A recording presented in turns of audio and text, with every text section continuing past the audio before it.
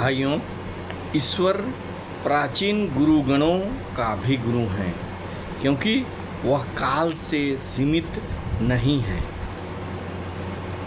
यह सत्य है कि समस्त ज्ञान हमारे भीतर ही निहित है, पर उसे एक दूसरे ज्ञान के द्वारा जागृत करना पड़ता है। यद्यपि जानने की शक्ति हमारे अंदर ही विद्यमान है, फिर भी हमें उसे जगाना पड़ता है।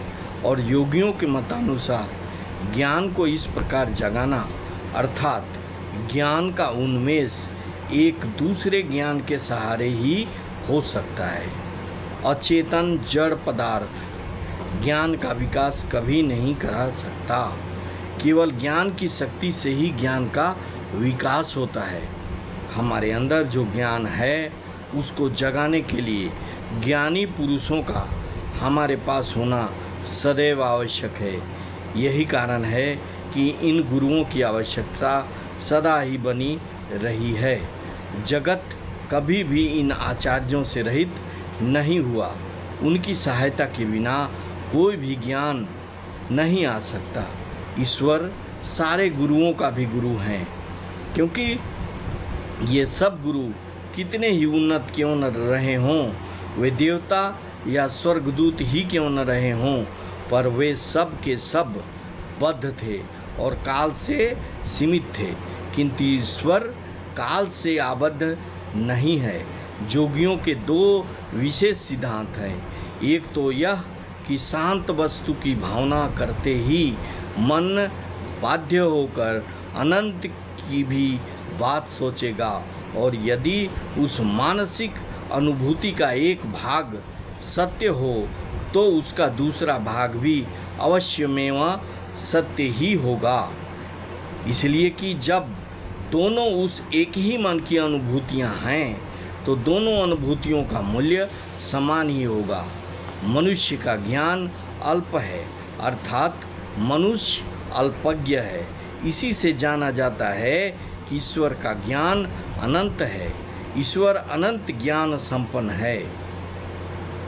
यदि हम इन दोनों अनुभूतियों में से एक को ग्रहण करें तो दूसरे को भी क्यों न ग्रहण करेंगे।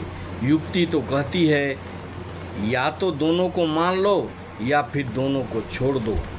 यदि मैं विश्वास करूं कि मनुष्य अल्प ज्ञान संपन्न है तो मुझे यह भी विश्वास मानना पड़ेगा कि इसके पीछे कोई असीम ज्ञान संपन्न पुरुष है।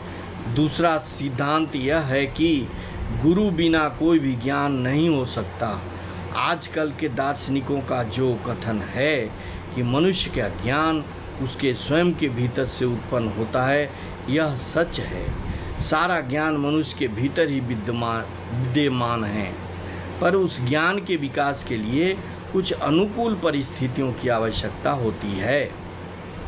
हम गुरु के बिना कोई ज्ञान प्राप्त नहीं कर सकते। अब बात यह है कि यदि मनुष्य, देवता अथवा कोई स्वर्गदूत हमारे गुरु हों तो वे भी तो ससीम हैं। फिर उनसे पहले उनके गुरु कौन थे?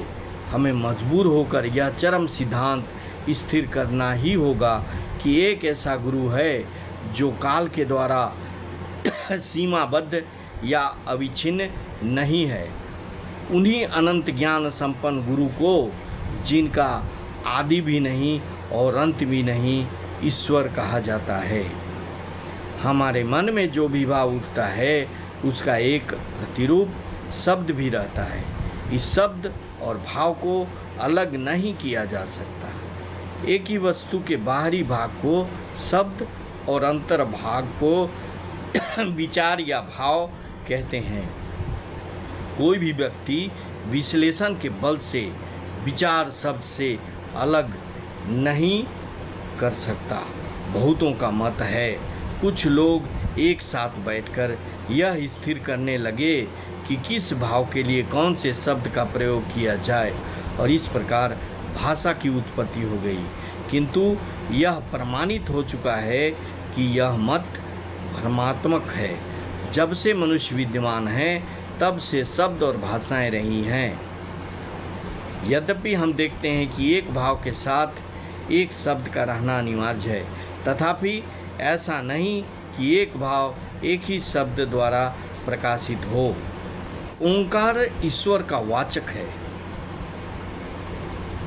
ओम शब्द का ही उल्लेख क्यों किया जाता है? ईश्वर इस भाव को व्यक्त करने के लिए सैकड़ों शब्द हैं। एक भाव के साथ हजारों शब्दों का संबंध है। किसी शब्द के लिए हम कुंडलनी और तालु का ध्वनि के आधार रूप में व्यवहार करते हैं। क्या ऐसा कोई मौलिक ध्वनि है जिसकी अन्य सब ध्वनियाँ अभिव्यक्ति हैं, जो स्वभावतः ही दूसरी सब ध्वनि को समझा सकती है? हाँ, वह शब्द है ओम। ओम ही वह ध्वनि है। वही सारी ध्वनि की भीति स्वरूप है।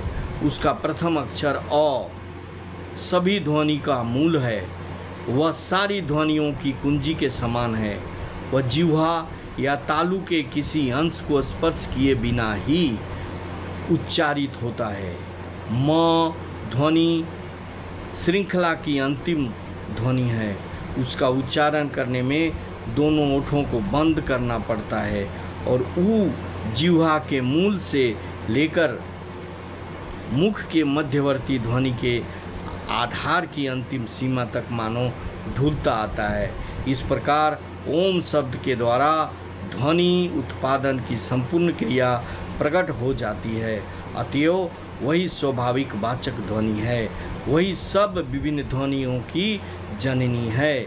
जितने प्रकार के शब्द उच्चारित हो सकते हैं, हमारी ताकत से जितने प्रकार के शब्द के उच्चारण की संभावना है, ओम उन सभी का सूचक है। यह शब्द तात्विक चर्चा छोड़ देने पर भी हम देखते हैं कि हमारे देश में जितने सारे विभिन्न धर्म भाव हैं, यह ओंकार उन सब का केंद्र स्वरूप है। वेद के सब विभिन्न धर्म भाव इस ओंकार का ही अवलंबन किए हुए हैं। भारत में धर्म के विकास की प्रत्येक अवस्था में उसके प्रत्येक सोपान में ओंकार को अपनाया गया है, उसका आश्रय लिया गया है और वह ईश्वर संबंधी सारे विभिन्न भावों को व्यक्त करने के लिए व्यवहारित हुआ है। इसलिए कहा गया है कि ओंकार शब्द ईश्वर की वाणी है। हर धार्मिक अनुष्ठान में ओंकार शब्द का प्रयोग होता है।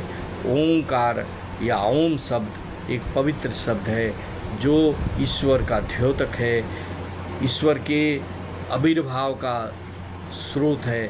इसलिए यह ओंकार शब्द या ओम शब्द हमारे लिए बहुत पवित्र है।